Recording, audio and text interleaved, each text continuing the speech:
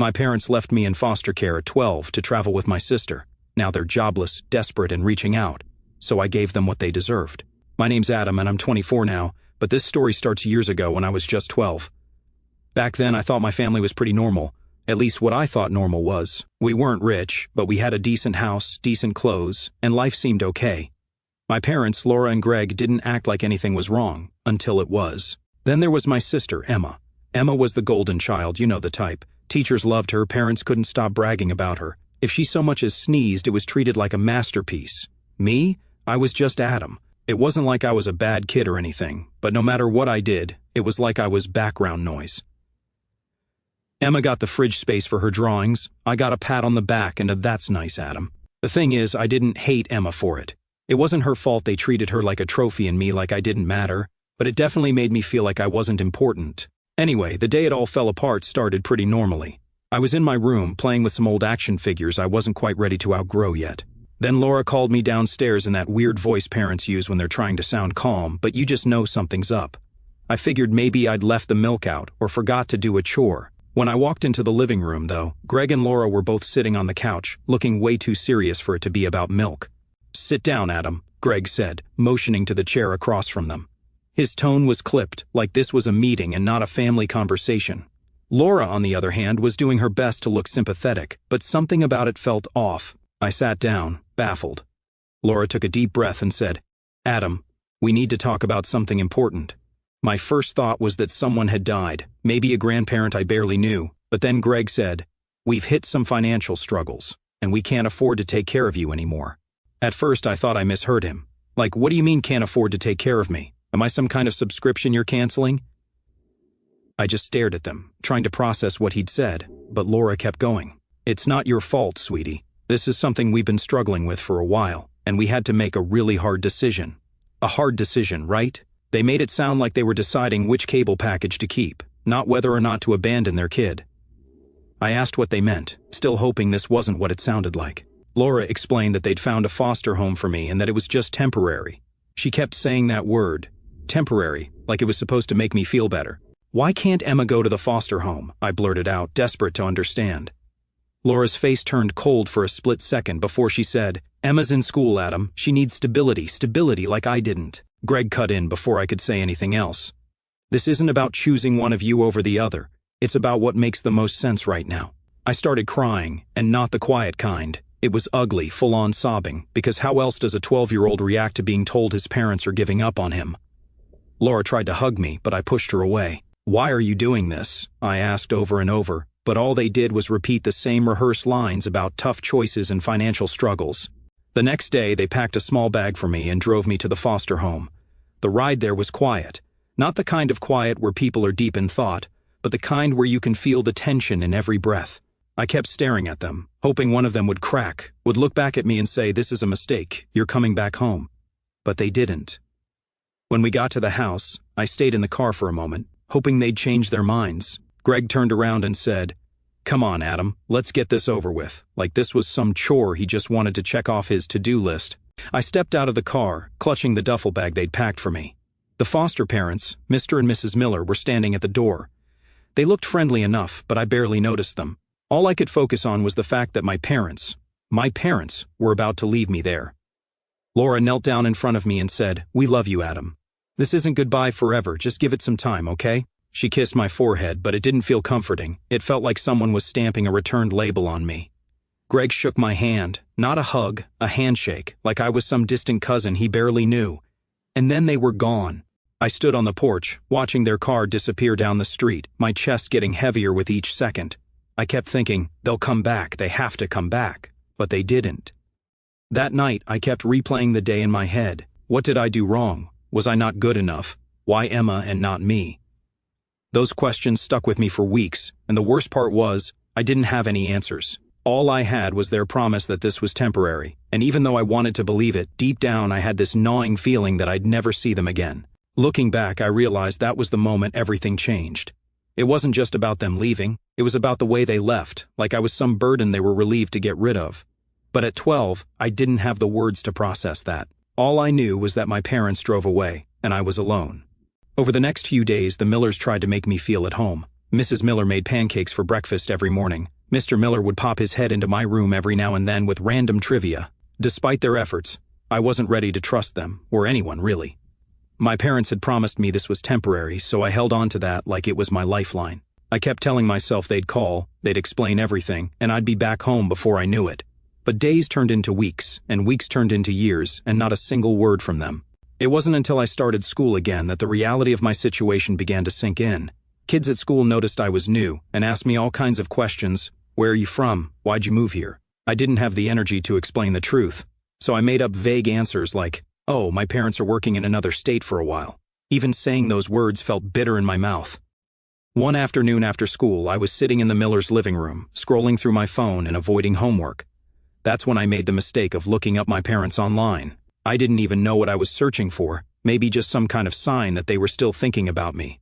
What I found instead knocked the wind out of me. There they were, smiling on a beach, the ocean behind them, looking happier than I'd ever seen them. The caption under the photo read, "Finally living our dream life." My stomach churned as I scrolled through their posts. Picture after picture of tropical vacations, fancy dinners, and of course, Emma. She was in nearly every photo, usually front and center, with captions like "Our amazing daughter." It was like I didn't exist. The more I scrolled, the angrier I got.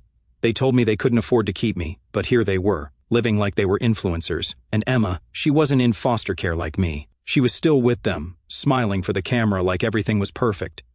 I felt like my head was spinning. They hadn't just abandoned me, they'd erased me. What hit me the hardest wasn't just the pictures, it was the travel blog. Yep, they had a whole blog where they detailed their journey to freedom. They wrote about how letting go of material possessions, aka me, had given them clarity. I scrolled down to the comments, but this time, something stood out. There was a comment from an account with no profile picture. It read, "Must be nice running away and leaving everything behind. Hope it doesn't catch up to you." The words felt sharp, like they were meant to cut through whatever shiny image Greg and Laura were trying to project. My mind raced. What did the commenter mean by leaving everything behind? Were they talking about me or something else entirely? I clicked on the comment, but the account was private, and their profile picture was just a blank gray circle. I scrolled further down the page, looking for more. In another photo, one of Laura holding a tropical drink, someone else had written, "Guess skipping town was worth it after all." My chest tightened as I stared at the words, "Skipping town." Why would someone say that? I scrolled through more comments, but there was nothing else as pointed as those two. Most people were congratulating them, telling them how inspiring their lifestyle was. I wanted to scream at those people for not seeing through the facade. I couldn't let it go. Were those comments random trolls, or did they know something I didn't? It wasn't like Greg and Laura were strangers to lying. They told me they couldn't afford to take care of me, but clearly that wasn't true. Was there more to it? The questions swirled in my head, and I couldn't stop thinking about them, but what could I do? I didn't have access to their past or their secrets. All I could do was stew over those cryptic words and wonder what else they were hiding. I closed my laptop, my hands shaking. It wasn't just about the lies they told me, it was about the fact that they didn't even feel guilty. They were out there living their best lives, and I was here trying to figure out how to exist without them. That night at dinner, the Millers noticed something was off. I wasn't exactly subtle about my mood. "You okay, Adam?" Mr. Miller asked, setting his fork down. "Yeah," I mumbled, not wanting to get into it. But Mrs. Miller wasn't the type to let things slide. "You don't have to tell us if you're not ready, but if something's bothering you, we're here," she said gently. I looked at them, these people who barely knew me but somehow seemed to care more than my own parents ever did, and for some reason, I broke. I told them everything, the blog, the pictures, the captions. I expected them to tell me to stop looking or that it didn't matter, but they didn't. Mrs. Miller just listened, her eyes full of that quiet sympathy I was still getting used to. Mr. Miller, though, looked pissed. "You have every right to be angry," he said, leaning forward. "What they did to you, that's not on you, that's on them, and don't let anyone make you think otherwise." It wasn't a grand speech or anything, but it hit me. For the first time, someone was acknowledging that what had happened wasn't my fault. Over the next few weeks, I started adjusting more to life with the Millers. They weren't perfect, but they were steady. They asked me about my day, helped me with homework, and encouraged me to try new things. I even started opening up at school, joining a couple of clubs and making friends. But the anger I felt toward my parents didn't go away. If anything, it grew. But I knew one thing, I wasn't going to let their decision define me. So I started joining clubs at school, not because I suddenly wanted to be the most social kid on the planet, but because I needed to stay busy. I signed up for the debate team first. I figured I was already used to arguing, thanks to Greg and Laura, so why not put that to use?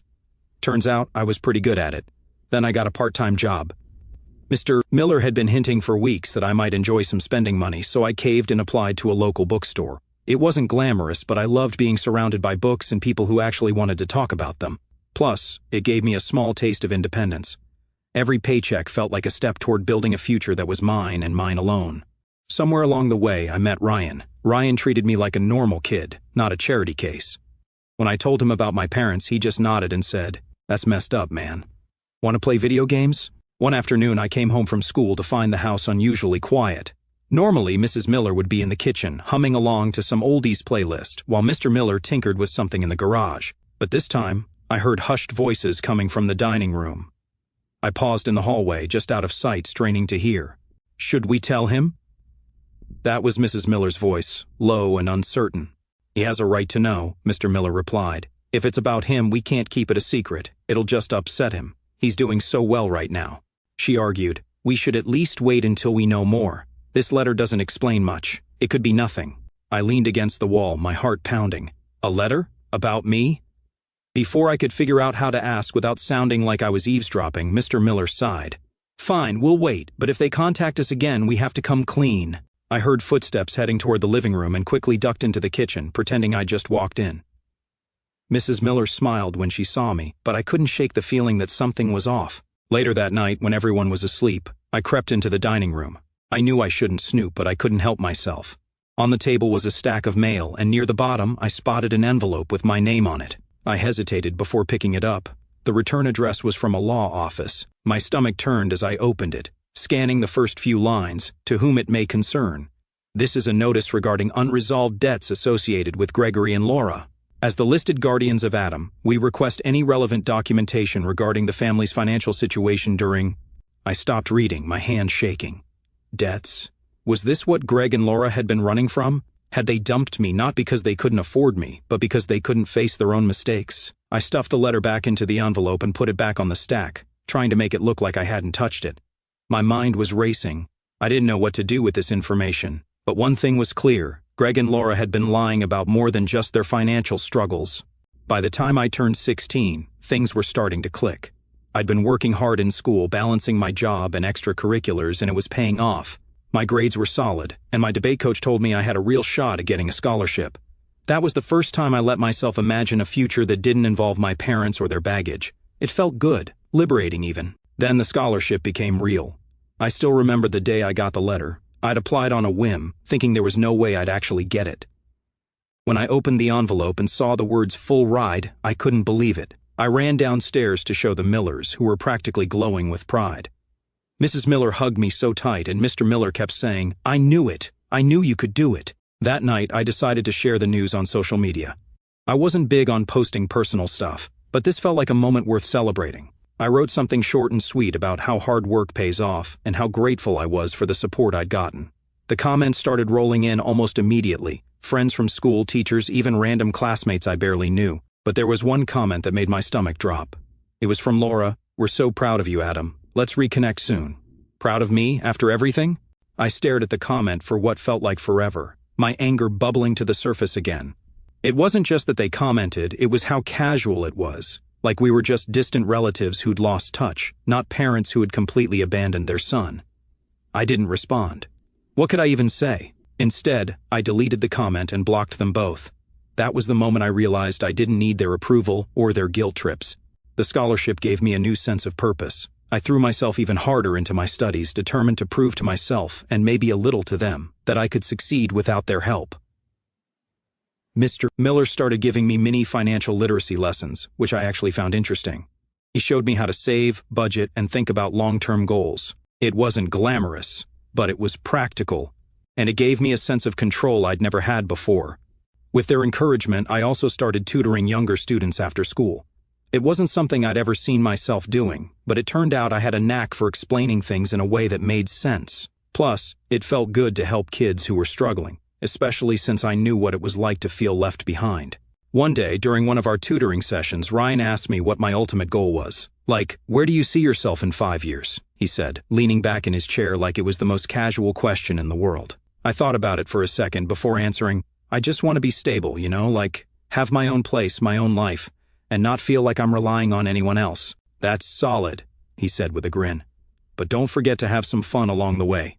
Ryan's words stuck with me. I realized I'd been so focused on proving myself that I hadn't left much room for anything else. So I made a promise to myself to find a balance. I kept working hard, but I also started saying yes to things I'd usually avoid. Game nights with friends, spontaneous road trips, even just hanging out at the park on a lazy Sunday. It wasn't much, but it reminded me that life didn't have to be all grind and no joy. By the end of that year, I felt like a completely different person. I wasn't just surviving anymore, I was thriving. The Millers had become my rock, Ryan was like a brother, and I finally felt like I was on a path that was entirely my own. My parents' absence still stung sometimes, but it didn't define me. If anything, it fueled me to keep moving forward. Then things took a different turn once my graduation day rolled in. It was supposed to be the culmination of everything I'd worked for. It was the day I was finally going to stand up, surrounded by the people who supported me, and say, I made it. The weeks leading up to graduation were a blur. I barely had time to think. The Millers were buzzing with excitement, making plans for a small celebration at their house afterward. Even Ryan, who normally shrugged off anything sentimental, seemed genuinely hyped for me. I still remember the morning of graduation like it was yesterday. My mind kept racing with thoughts about everything it had taken to get here, from the moment my parents left me on the Miller's porch to all the nights I stayed up studying just to prove to myself I could do it. I thought about it all. Mrs. Miller had ironed my graduation gown the night before, leaving it hanging on my bedroom door with a little note that said, "So proud of you, Adam." I smiled when I saw it. It wasn't just the note, it was everything they'd done for me over the past 5 years. They weren't just foster parents anymore, they were my real family. The ceremony itself was exactly what you'd expect. When my name was called, I walked across the stage to grab my diploma, and for a brief moment it felt like time stopped. The crowd was cheering, and I could hear the Millers and Ryan shouting my name like I was a rock star. It was everything I'd hoped for. But of course, nothing in my life ever stays perfect for long. After the ceremony, we gathered outside to take pictures. The Millers were beaming, and Ryan was making dumb jokes about how my diploma was probably written in crayon. Emma had even shown up, which was a surprise since she usually kept to herself. It felt like my world was exactly as it should be, until I saw them. Standing at the edge of the crowd were Greg and Laura. At first, I thought my eyes were playing tricks on me. I hadn't seen them in years, and I definitely hadn't invited them. But there they were, dressed like they'd just walked off a cruise ship, scanning the crowd like they were looking for something. Or someone. I tried to ignore them, hoping they'd leave once they realized I wasn't going to acknowledge them. But Greg caught my eye, and before I could turn away, he started walking toward me, dragging Laura along behind him. My chest tightened as they approached, their faces plastered with fake smiles. "Adam," Laura said, her voice way too chipper for someone who'd abandoned their kid. "You look so grown up." Greg clapped me on the shoulder like we were old friends catching up. "We're so proud of you, son. This is such a big day for all of us." All of us? The audacity of that statement made me laugh. I stared at them, unsure if I should scream, cry, or walk away. The Millers and Ryan were standing a few feet away, clearly confused but not wanting to intervene. "What are you doing here?" I asked, keeping my voice steady even though my hands were shaking. "We came to celebrate with you," Greg said, as if this was the most normal thing in the world. "We've made mistakes, Adam, but we always wanted the best for you," Laura chimed in, her voice dripping with false sincerity.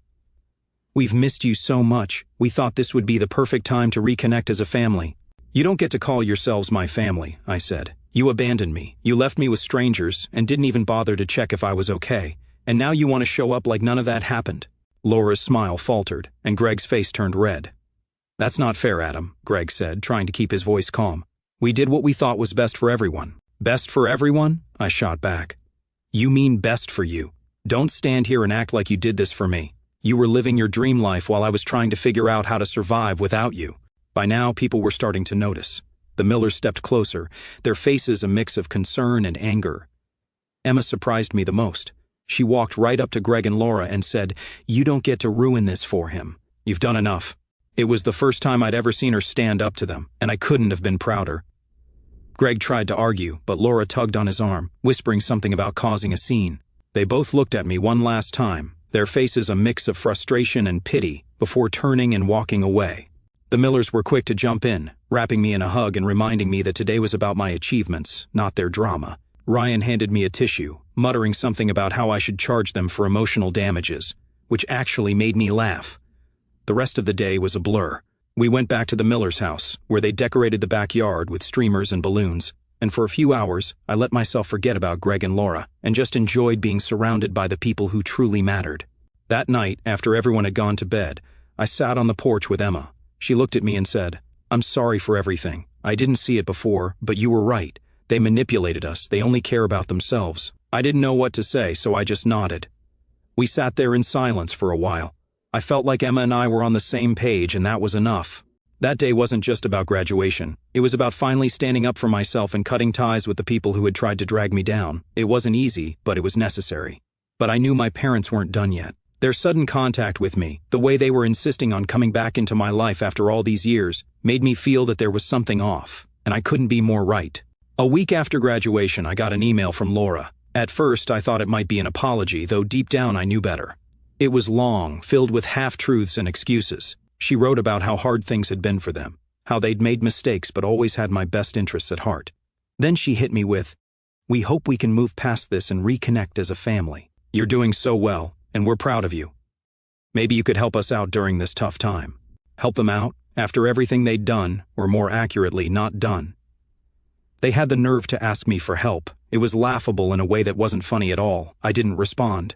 I deleted the email and blocked their address, but the anger lingered like an unwelcome guest. Emma had been keeping tabs on them, more out of curiosity than anything else. She filled me in on their latest antics. They'd burned through their savings trying to maintain the image of their so-called dream life, and the travel blog had flopped, leaving them with nothing but debt and bad credit.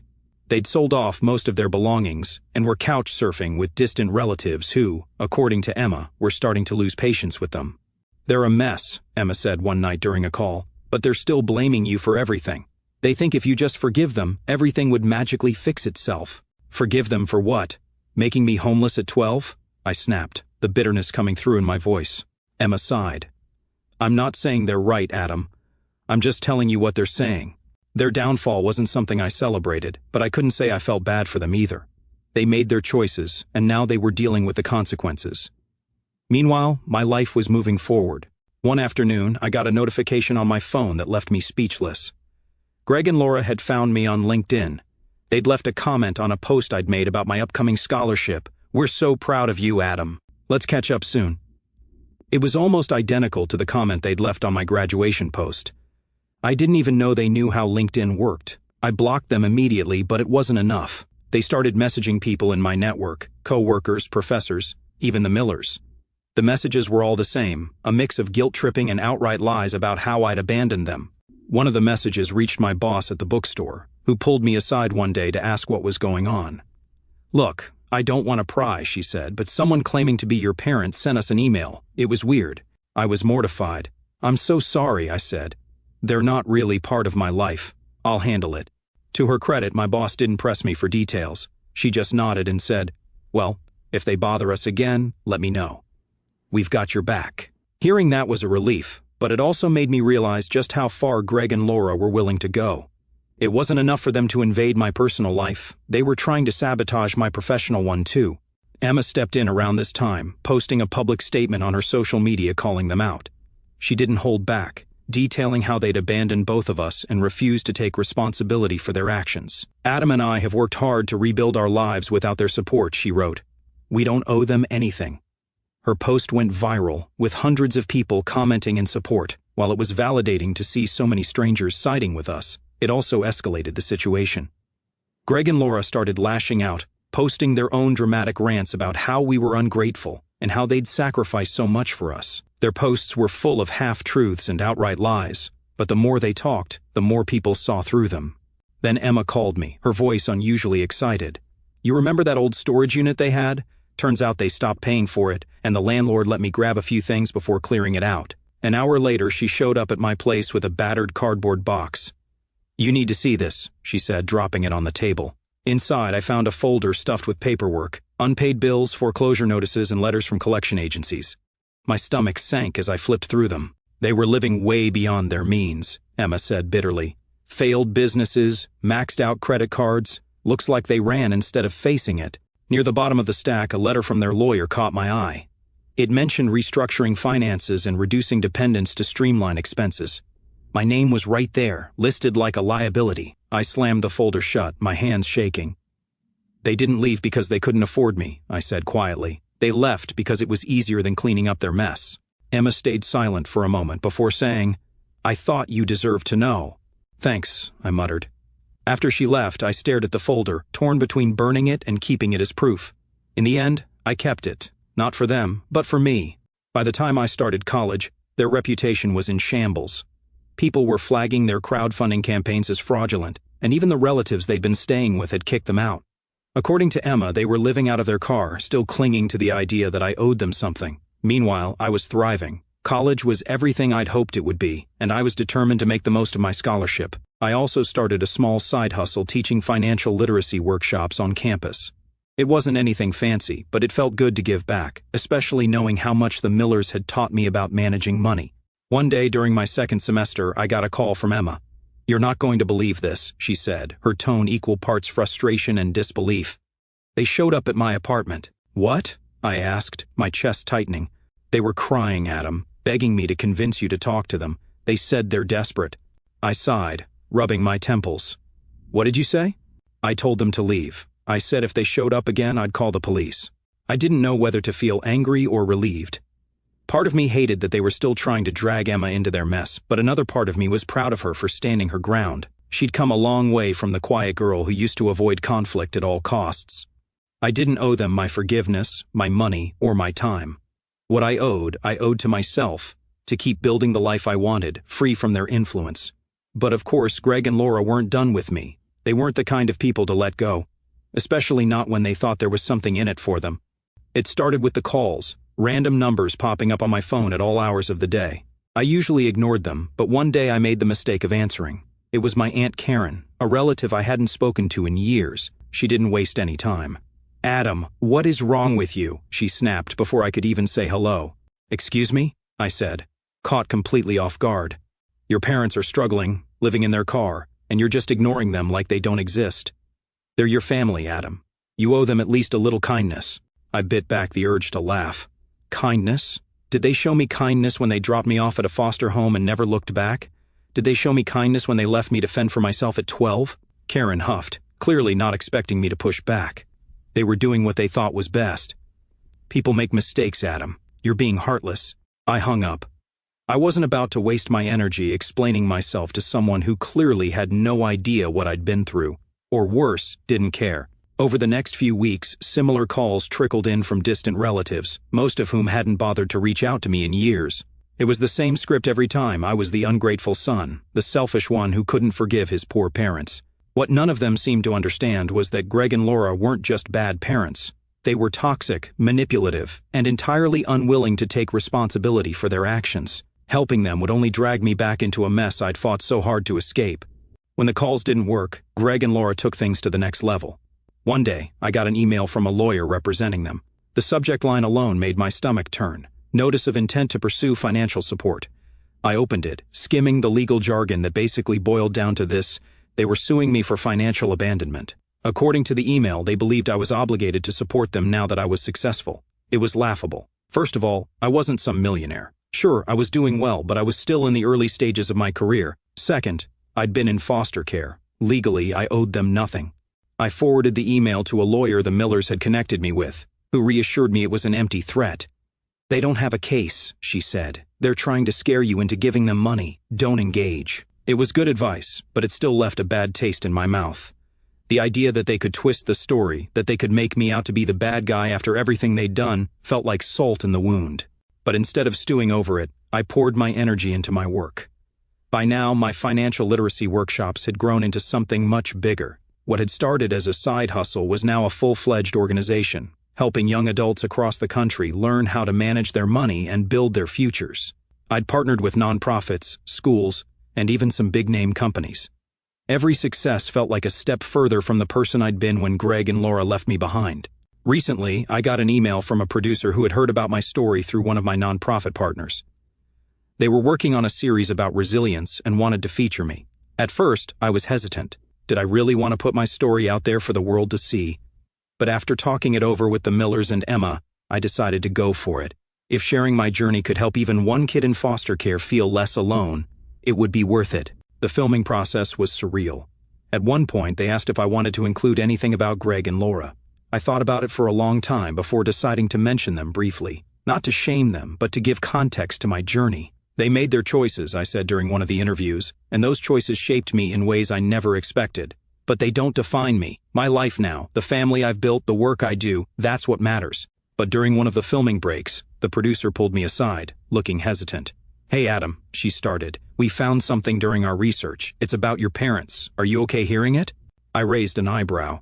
At this point, I wasn't sure anything could shock me. "Go ahead," I said. She took a deep breath before continuing. It turns out they were evicted after defaulting on several loans. There's also a history of unpaid bills and, this is where it gets messy, potential fraud accusations. It looks like they skipped town to avoid legal trouble. I stared at her. Fraud accusations? The words felt heavy, like they were sinking in slow motion. She nodded. It wasn't major, at least not on the surface, but there's a pattern. Failed business ventures, sketchy credit card activity, and attempts to secure loans they had no way of paying back. They left a lot of people hanging. The anger I thought I'd buried flared up again.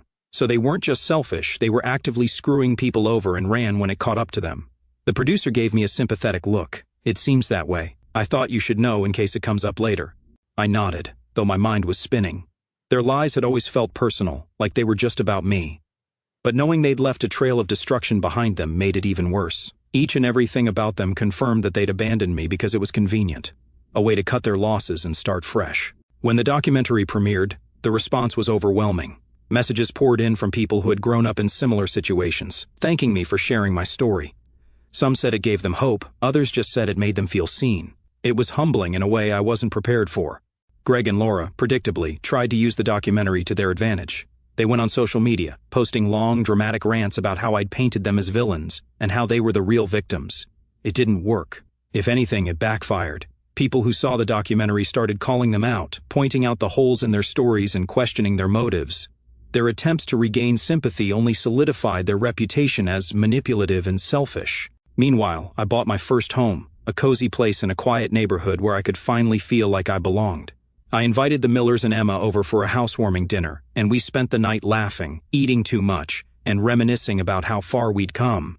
Emma had been thriving too. She'd graduated from college and was starting her own career, free from the shadow of Greg and Laura. Honestly, I don't regret the decisions I made. Cutting ties with Greg and Laura wasn't easy, but it was necessary. My success came from the Millers, Emma, and the family I built. Not blood, but the people who showed up. And that's all that matters. At the end of the day, family isn't about blood. It's about who shows up, who stays, and who helps you become the best version of yourself. And the family I chose, they were everything I could have ever hoped for.